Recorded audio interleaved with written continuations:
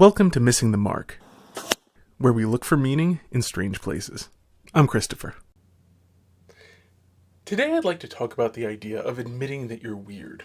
Now, this was actually inspired by an essay I read from a fellow by the name of Ed Latimore, who's a professional boxer and physicist and one or two other things, I think. Ed Latimore on Twitter. I recommend following him. Very interesting account.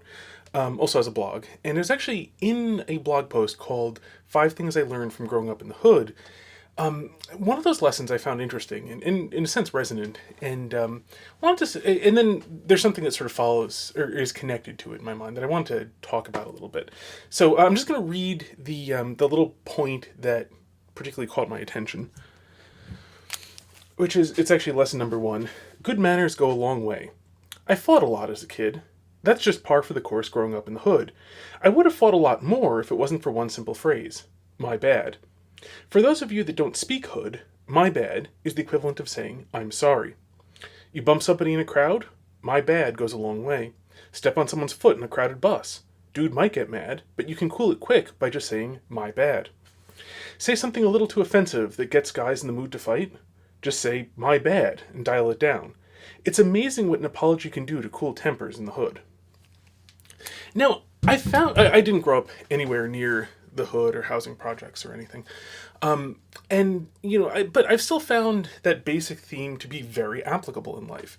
That if you are willing to admit error, where that would be the accurate, truthful thing to do, it actually goes a long way to smoothing human interaction.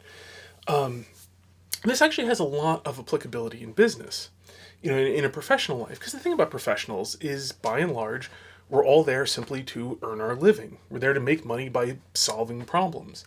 And if a coworker screws something up, well, yeah, it's unfortunate, but you know what? I'm at work to solve problems. If one of them was created by a coworker, I'm going to create problems for them too, so who really cares? That can get excessive, obviously. If you're incompetent at your job, you create more problems than you solve, but, well, then, move on for everybody's sake, very much including your own. But most people, I think, are at least reasonably competent at their jobs. And so, they solve more problems than they cause. So if you cause a few problems, well, everyone else does too. And the thing is, when you're telling people about it, you simply tell people, especially if you're telling them early, well, it's an easy problem to fix. I screwed up, did this, caused this problem, here's what we need to do to fix it. Or even if you don't know how to fix it, but here's the problem I caused. I'm sorry, that one's my fault. I just, that was bad judgment. I forgot to do whatever. Whatever the reason is, admit it up front. This was my failing. This happened because I failed to do everything I should have. And by and large, there's nothing left to say except, well, how do we fix this? Because if you already tell people what you did wrong, them telling you what you did wrong would just be repeating you. There's no value in that. And you're not trying to get away with anything. If you just own up to it, by and large, in professional settings, no one really cares. Again, assuming you're competent, especially if you have a history of being, at least reasonably competent at your job. Now, it's that part about there's nothing left to say that's especially interesting, because the other thing is, human beings very often are very scared of differences. And that can be true of superficial differences, whether it's, hair or hair color, or skin color, or, size or whatever. Those things, can scare people. But I think a lot more scary, by and large, are differences of actions. You see this in cultural differences, but especially in interpersonal things, whenever a person is acting differently than everybody else, this becomes worrisome because people know on some level it's not good for man to be alone. And that plays out in a sort of tribal sense of, we need to be in this together. And there's nothing wrong with that. We do need to be in this together. It is not good for us to be alone. But the thing is, not all differences are rejection, and yet all differences can be feared to be rejection. And so there's a particular example, I think, which is very illustrative of this phenomenon and a very productive way of dealing with this particular issue. And to preface, I'm not talking about anything where a person is accusing you of something you didn't in fact do. If somebody's accusing you of a crime, the productive way of dealing with it is to deny it and, depending upon the circumstances, be willing to fight them in whatever manner appropriate. whether with words or with other things, depending on particular circumstances. If somebody's attacking you, then defend yourself, etc. I'm not talking about anything like that. I'm not talking about unjust accusations. I'm talking about where people notice that you are different and are defensive against this. And so, this is my hunting bow. You can actually see the limbs are a different color because I had replaced them. Originally, it was a 60-pound pull, draw weight, more properly, and I upgraded the limbs to have an 80-pound draw weight. I actually had gotten it all the way up to about 82 at one point, but then the string stretched and they couldn't quite get it back. Anyway, this is very unusual for those of you who aren't into archery. Most men who shoot compound bows are like in the 50 to 70 pound range, 55 to 70, somewhere in there. As compound bows have gotten more efficient, people have tended towards lighter weights. Women tend to shoot in the like 35 to 50 pound range.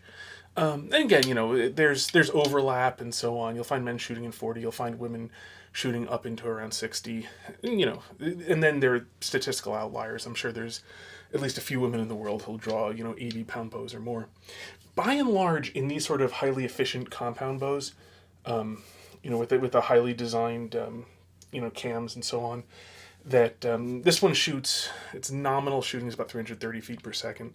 I use heavy arrows, so it's slower.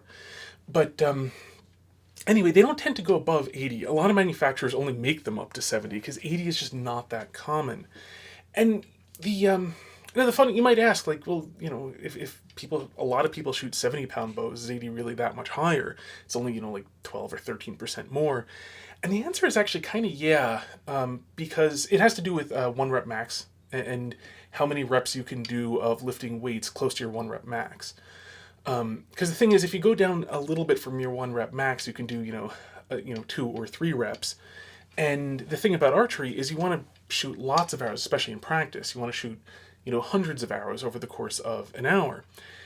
And so you need to be able to do this a lot. So you need to be fairly far off from your 1 rep max. And it's not a linear thing where, as the weight goes down, I think from your perspective, it goes something like that is the sort of, the way the curve looks like. So that, going 10% lighter means you can do a lot more reps. At the archery shop I go to, there are people there who can't even draw my bow back. For a bunch of them, they could, but it would be uncomfortable, and moreover, they could only shoot, like a few arrows, then have to rest a few minutes, then shoot a few more, then have to rest for a while. Whereas for me, I'm 6 feet, I'm over 200 pounds, I can do a few pull-ups, I'm not in great shape, but I'm a big guy, so 80 pounds is proportionally just not that much to me, and I can shoot this comfortably for an hour, for 2 hours, and be about as accurate as if I was shooting a 70-pound or a 60-pound bow. In point of fact, most of the inaccuracy comes from holding the thing out, because it weighs, 4 or 5 pounds, and then holding it out at that distance with no muscle jitter. Over time, your shoulder becomes tired from just holding a weight at that distance.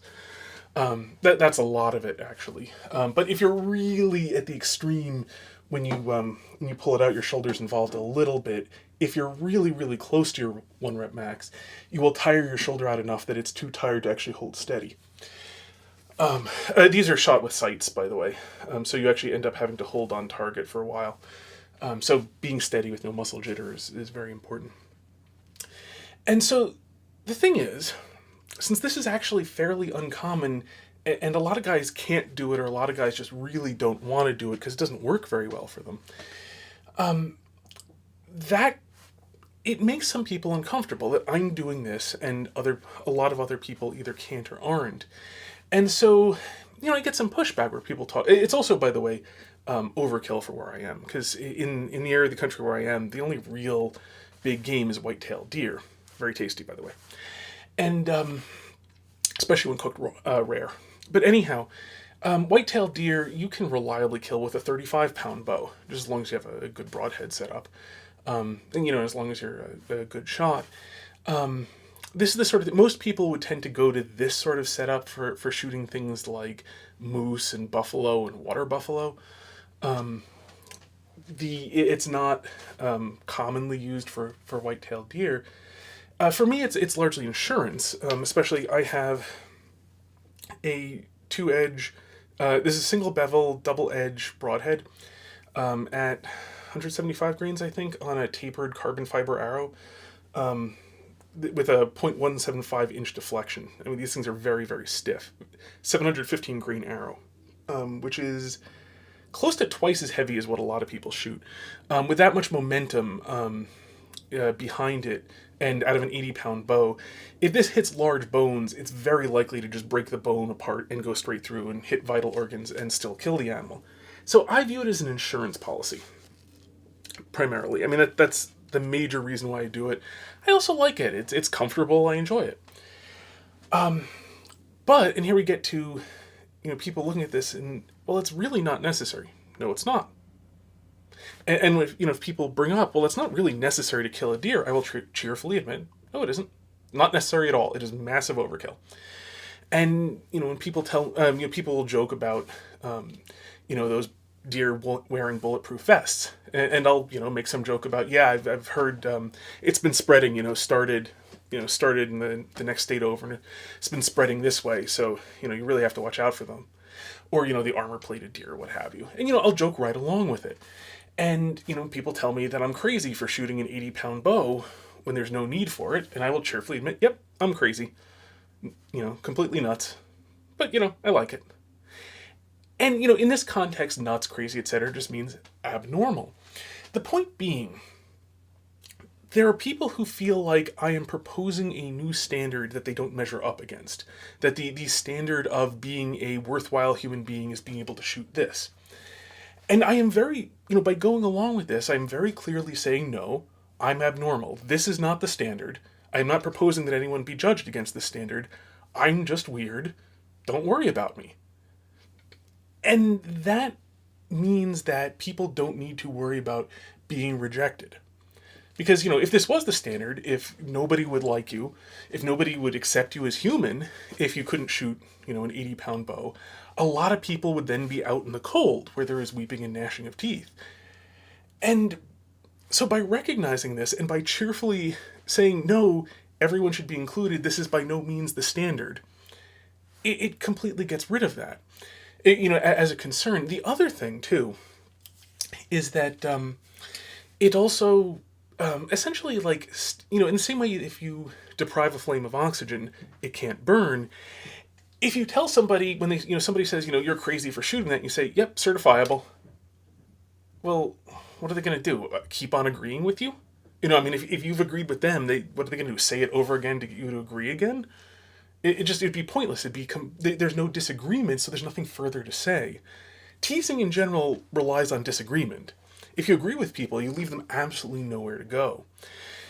And so it has that effect too, that basically, when I show up, there'll be a few jokes, and then it gets really old really fast because, they make a joke about it, I make a joke about it. What are you going to do? Keep on beating the same joke where everybody is in agreement? It'd be kind of absurd. And so it just moves right along, and then basically fall into just being, one more person, one of the people there. And, by virtue of admitting that I am abnormal, I become normal in the sense of everyone forgets about the abnormality because it's abnormal and just move on because we have plenty in common because, we all shoot with sights and we all shoot with trigger releases and, just the various things, tracking a deer is the same no matter what bow you shoot and so on. And so for everything where I'm not abnormal, I am now accepted essentially as normal because no one needs to be defensive against me.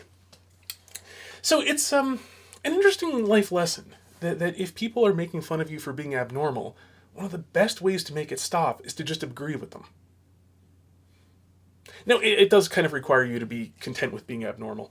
I may have an advantage there in that I've been statistically unusual. I've been abnormal. I've been weird all my life. I was used to that as a kid. I'm used to it as an adult. It's completely normal for me. And I have plenty of experience of, some people won't like me because of it, and some people won't care.